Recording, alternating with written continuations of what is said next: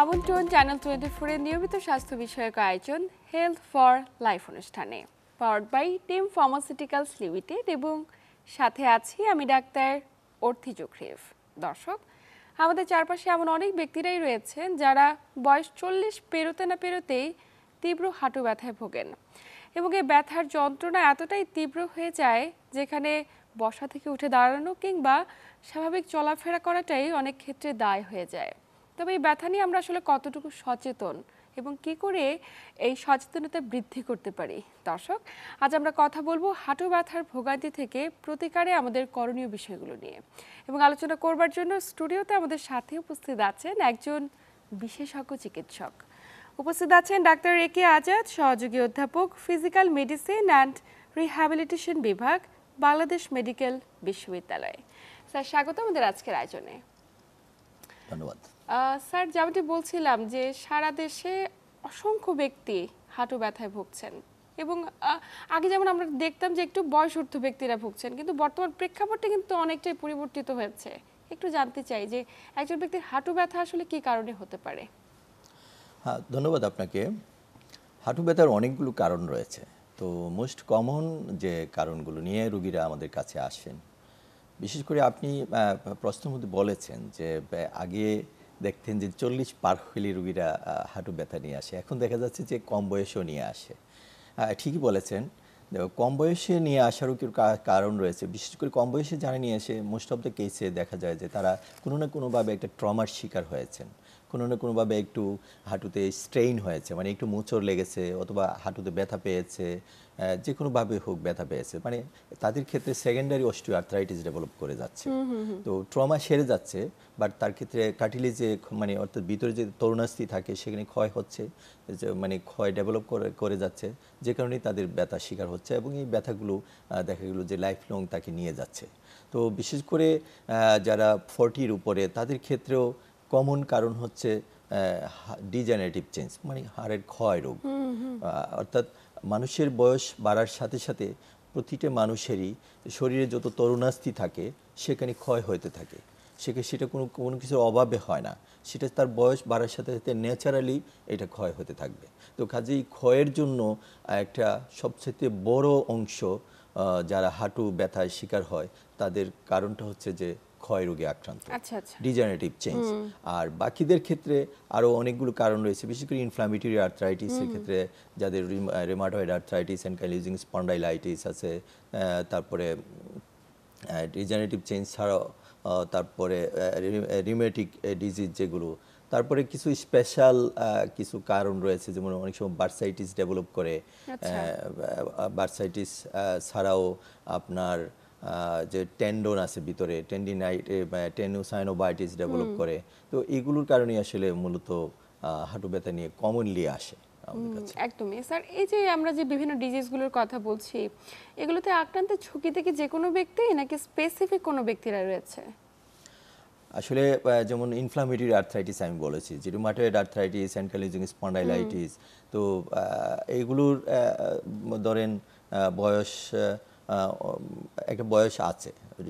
Degenerative change যাদের ক্ষয় হয় তাদের আক্রান্তের ঝুঁকি হচ্ছে 40-র উপরে যারা আছে, বিশেষ করে ফিমেলরা বেশি আক্রান্ত করছে।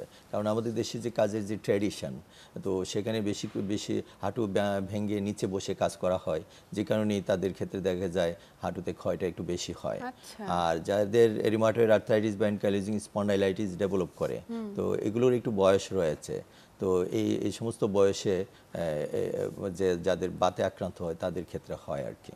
একদমই তাই স্যার। সেক্ষেত্রে আমাদের জীবনযাপন পদ্ধতিতে কিছুটা পরিবর্তন আনাটা জরুরি, কিন্তু আমরা হাঁটু ব্যথা হচ্ছে, কোমর ব্যথা হচ্ছে বা শরীরে কোনো অঙ্গ প্রত্যঙ্গে ব্যথা হলে বিষয়গুলো কিন্তু খুব একটা সচেতন নই, একদমই নই, এবং ব্যথার কারণে ব্যথানাশক ওষুধ খাচ্ছি। জি জি, বিষয়টাকে আপনি কিভাবে দেখছেন? আসলে আপনি ঠিকই বলেছেন, আমাদের হচ্ছে কি একটু ব্যথা হলে আমরা ফার্মেসিতে গিয়ে অথবা নিজের কাছে যদি একটু ব্যথার ওষুধ থাকে আমরা খেয়ে ফেলছি। তো আসলে এটা ঠিক নয়। কারণ ব্যথা কি কারণে হয়েছে আগে কারণটা জানার জন্য অবশ্যই একজন ফিজিশিয়ান দেখানো উচিত।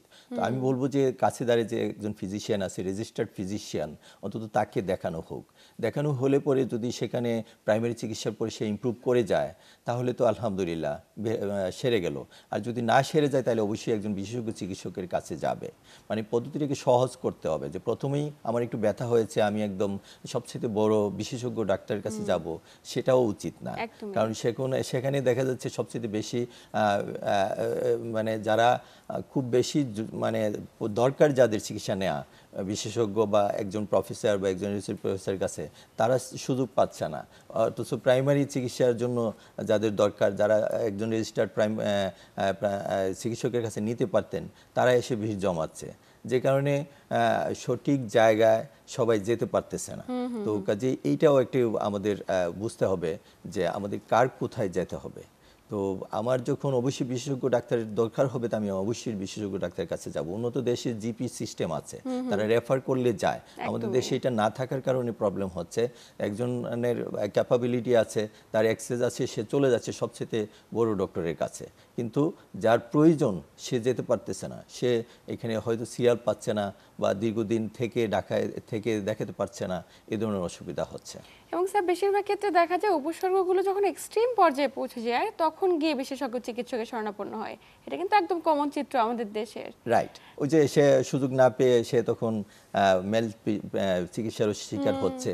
তো সে যখন এক পর্যায়ে গিয়ে বিশেষজ্ঞ চিকিৎসকের কাছে যাচ্ছে তখন আর সেই টাইমটা থাকে না যে তাকে আগে পেলে যা তাকে যেভাবে রিকভার করা যেত সেই রিকভারটা করা যায় না।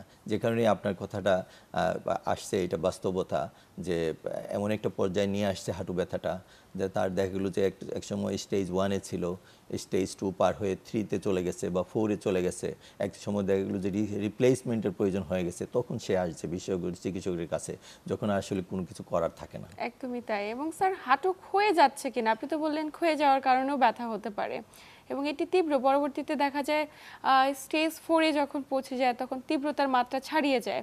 একটু জানবো যে প্রাথমিক অবস্থায় শনাক্তকরণের ক্ষেত্রে বিশেষ কি কোনো উপসর্গ রয়েছে যেটির মাধ্যমে তারা বুঝবেন ব্যথা ছাড়া? আসলে হাঁটুতে যদি তার ডিজেনারেটিভ চেঞ্জ হয়, ক্ষয় কথা বলছেন আপনি, ক্ষয় যদি শুরু হয় তার একটা সিমটম অবশ্যই থাকবে এবং সেটা হয়তো ডিরেক্ট কন্টিনিউ ব্যথা হবে না, বাট সে যখন বসে থাকবে, একটু কিছুক্ষণ বসে যখন দাঁড়াতে যাবে তখন তার একটা রেস্ট পেইন হয়। আচ্ছা। অর্থাৎ যখন সে দাঁড়াতে যাবে তখন তার একটু পেইন অনুভব করবে এবং সে হয়তো 1-2 মিনিট বা 1 মিনিট সে একটু হাঁটতে তার অসুবিধা হবে, একটু হাঁটলে পরে তার ফ্রি হয়ে যাবে, আবার সে হাঁটতে পারবে। প্রাথমিক অবস্থায় এইটা বিষয়গুলো বুঝতে তেমন। পারে, হ্যাঁ, যে তার ক্ষয়ের এর একটা প্রাথমিক লক্ষণ, এটাকে রেস্ট পেইন বলা হয়। তো এইভাবে বুঝতে পারে। তারপরে সে যখন নিচে বসবে তার কষ্ট হবে, সে যখন নিচে বসে টয়লেট করতে যাবে, মানে যে কোনো কাজ করতে যাবে, নামাজ পড়তে যাবে, তার একটু কষ্ট হতে পারে। প্রথম দিকে হয়তো ব্যথা হবে না, বাট তার একটু কষ্ট ফিল হবে, একটু জ্যাম জ্যাম মনে হবে, হাঁটুর পেছন দিয়ে একটু রগে মনে হবে যে টান লাগছে, এই ধরনের সিমটম নিয়ে আসে আর কি আচ্ছা। শুরুতে। তো সেক্ষেত্রে স্যার বংশ পরম্পরা এটিতে আক্রান্তের ঝুঁকি কতটুকু? বংশ পরম্পরা আক্রান্তের ঝুঁকির চেয়েও বেশি হচ্ছে যে তার যদি বিশেষ করে তার লাইফস্টাইল, কাজকর্মের যে অ্যাক্টিভিটিসের ধরন, এগুলো এটার সাথে বেশি জড়িত। একদমই। বয়সের পাশাপাশি ডিজেনারেটিভ চেঞ্জ আমি বলছি যে তরুণাস্থিতে ক্ষয় হবেই, এটা সবারই হবে। হয়তো বংশ পরম্পরায় কিছুটা প্রভাব থাকতে পারে, বাট সেটা খুব একটা বেশি না। বেশি হচ্ছে তার অ্যাক্টিভিটিসের ধরনের জন্য, সে কী ধরনের লাইফস্টাইল যাপন করছে সেটার উপর নির্ভর করে বেশি। একদমই। লাইফস্টাইল নিয়ে কথা বলাটা খুব বেশি জরুরি স্যার। আমরা লাইফস্টাইল কিভাবে মডিফাই করা যায় বিষয়টি জানবো, কিন্তু তার আগে আপনারা শনাক্ত করেন কি করে? মানে একজন রোগী আপনার কাছে যখন এই ধরনের উপসর্গগুলো নিয়ে আসে, বিশেষ কি ধরনের পরীক্ষার শরণাপন্ন হতে বলেন বা আপনারা কি ফিজিক্যাল এক্সামিনেশনের মাধ্যমে বুঝে যান কিনা? আসলে ফিজিক্যাল এক্সামিনেশনের মাধ্যমে সব কিছু বোঝা সম্ভব হয় না। তো অনেক কিছুই বোঝা সম্ভব হয়, যেমন আমি একটা হিস্ট্রি বলেছি, তার একটা রেস্ট পেইন থাকতে পারে, এই ধরনের একটা হিস্ট্রি থাকতে পারে, তার কোনো ট্রমার হিস্ট্রি আছে কিনা, বা তার অনেক আগে আঘাত টাঘাত পেয়েছে কিনা, তার বয়স হলো না ডিজেনারেটিভ চেঞ্জের বা ক্ষয়ের বয়স হয়নি, বাট তার ব্যথা শুরু হয়েছে, সেক্ষেত্রে আমরা তখন যে ট্রমার হিস্ট্রি খুঁজবো। তারপরে পাশাপাশি দেখবো যে তার কোনো বাতে আক্রান্ত হয়েছে কিনা, তার অ্যানকিলোজিক স্পন্ডাইলাইটিস বা রিউমাটয়েড আর্থ্রাইটিস এই জাতীয় কোনো রোগ আছে কিনা, অনেক সময় গাউটি আর্থ্রাইটিস, অনেক সময় ইনফেকশাস ডিজিজ, ওগুলো অবশ্য প্রাথমিক দিকে আমরা চিন্তা করি না।